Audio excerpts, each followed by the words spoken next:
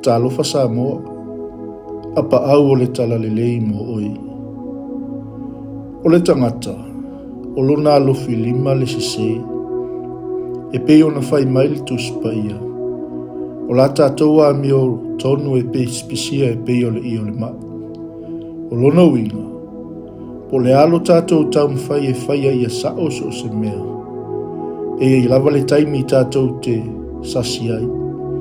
Pe i lava fo'i se vai a ngia tātou te le oiloa.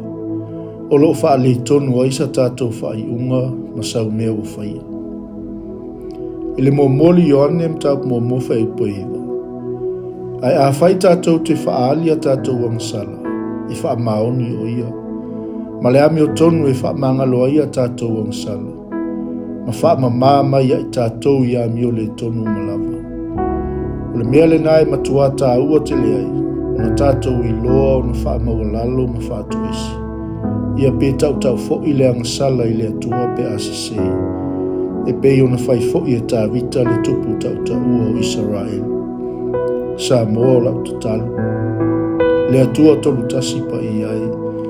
Wha mangalo mai a ua ang sala o malava. Wha mangalo mai a ua nio le tonu o malava.